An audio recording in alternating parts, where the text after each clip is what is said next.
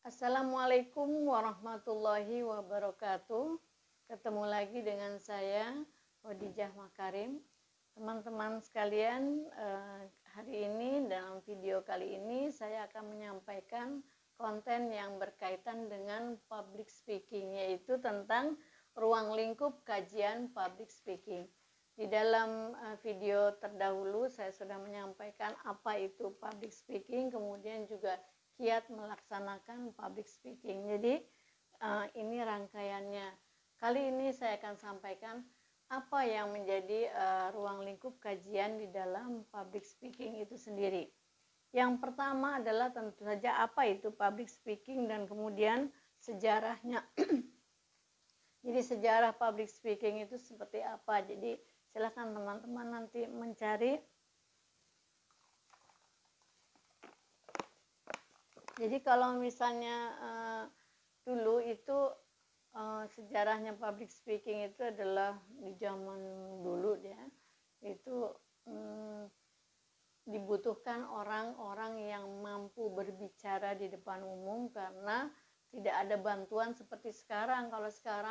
Kalau orang-orang yang tidak mampu berbicara di depan umum karena sesuatu kebutuhan bisa minta bantuan pihak lain, misalnya ada pengacara misalnya ya dan sebagainya. Nah, kalau dulu tidak ada itu nanti kita menjadikan kajian di dalam public speaking. Kemudian yang kedua adalah tujuan dari public speaking, yaitu tujuannya adalah untuk menyampaikan informasi, hiburan dan memotivasi. Nah, itu mengenai tujuan dari public speaking. Yang berikutnya yang menjadi kajian dari public speaking adalah dasar-dasar komunikasi yang dibutuhkan oleh public speaker. Jadi harus mengenal siapa yang menjadi sumber, siapa yang menjadi penerima, komunikator dan komunikan. Kemudian bagaimana cara mengirim pesan, bagaimana mengenal saluran komunikasinya, dan mengenal karakteristik penerima pesan itu sendiri. Kemudian yang kelima itu adalah yang menjadi kajian dari public speaking adalah model komunikasi yang digunakan. Biasanya menggunakan model komunikasi konvergen. Nah, di sini diperlukan persepsi. Konvergen itu artinya mencari kesamaan pikiran, perasaan, dan pesan itu sampai enggak gitu. Jadi ada afektif, kognitif, dan psikomotor, dan kemudian di situ ada peran persepsi. Jadi kalau persepsinya sama, berarti pesan bisa diterima dengan baik.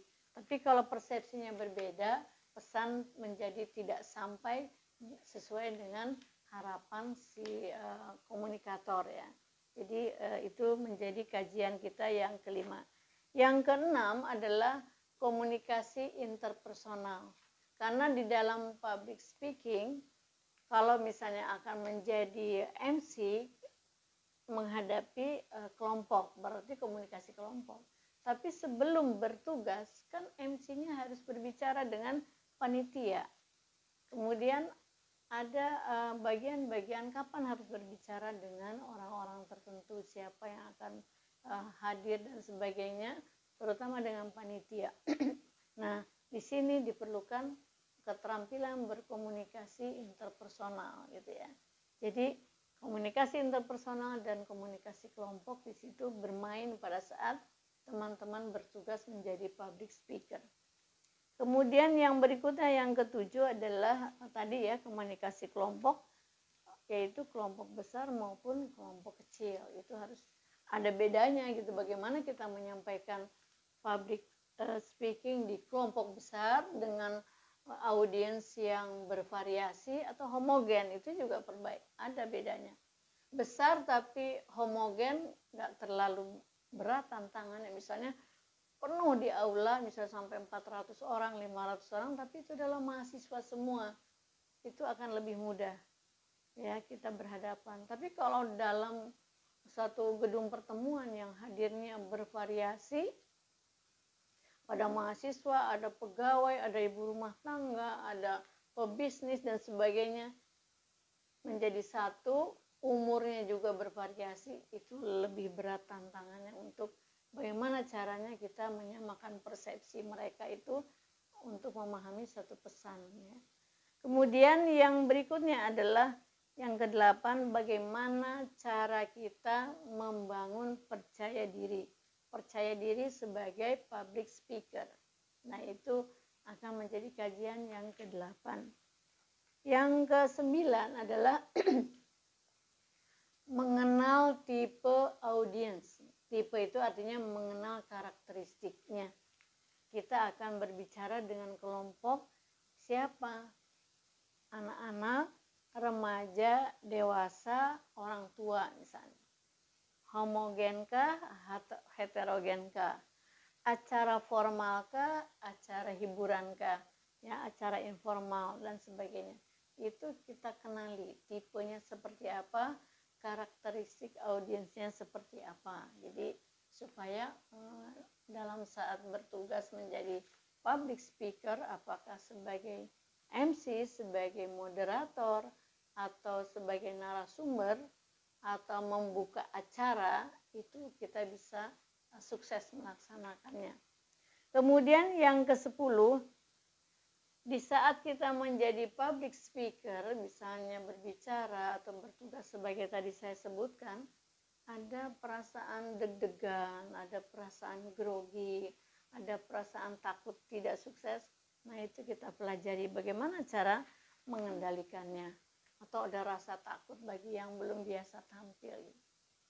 Kemudian yang ke-11 adalah bagaimana kita membuka dan menutup acara. Jadi membuka acara itu sangat penting karena pembukaannya itu harus memotivasi audiens untuk mau mengikuti acara itu dengan tertib, dengan tenang gitu ya. Kan ada tuh acara-acara yang misalnya seminar sedang berlangsung tapi hadirinnya juga sibuk ngobrol masing-masing sehingga bergemuruh gitu. Nah, kalau public speaker-nya pintar mengendalikan audiens, itu akan akan terhindar hal yang seperti itu. Tapi kalau tidak punya trik-trik tertentu, tidak punya wibawa tertentu, itu akan yang bicara-bicara, MC bicara nggak didengerin, misalnya narasumber bicara juga nggak didengerin sama audiensnya. Jadi itu harus kita hindari ya supaya sukses. Nah, bagaimana caranya membuka acara itu? Kemudian tidak kalah pentingnya juga harus mempelajari bagaimana menutup acara.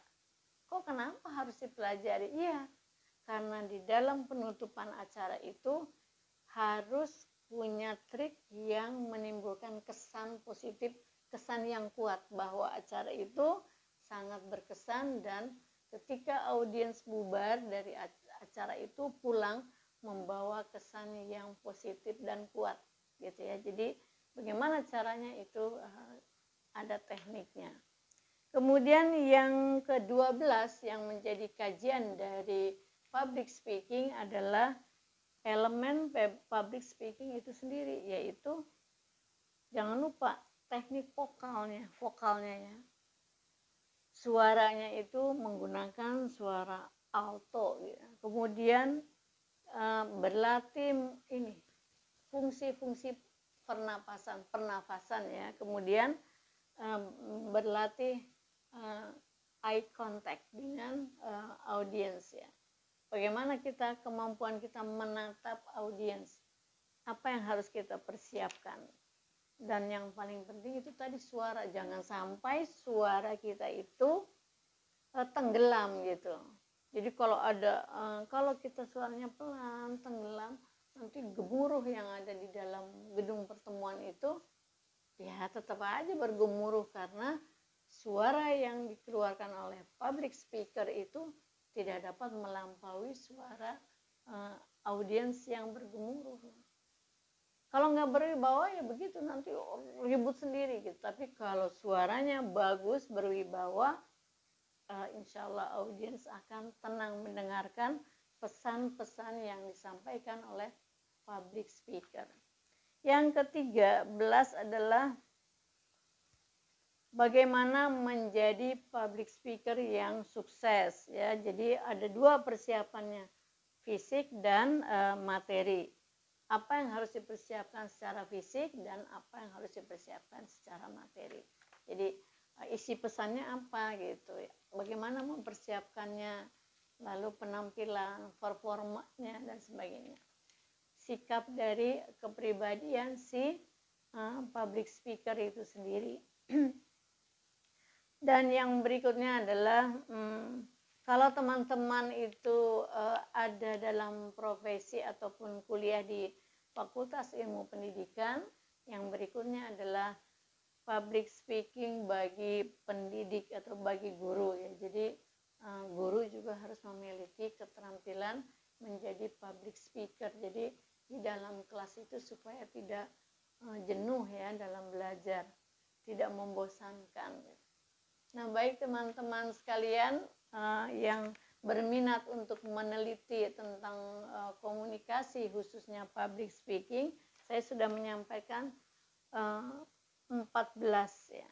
Taruhlah yang 13 ya. Yang pertama itu adalah hanya definisi dan sejarah. Jadi 13 poin ya. 13 poin saya sampaikan kira-kira apa yang akan menjadi rencana penelitian di bidang komunikasi khususnya public speaking. Silahkan yang bisa diambil masalah-masalah yang berkaitan dengan hal tersebut. Terima kasih yang sudah bergabung selama ini dengan channel Khadijah Makarim. Mudah-mudahan bermanfaat. Jangan lupa share ke teman-teman sekalian yang membutuhkan informasi ini. Dukung terus channel ini dengan subscribe, like, dan komen. Mohon maaf. Assalamualaikum warahmatullahi wabarakatuh.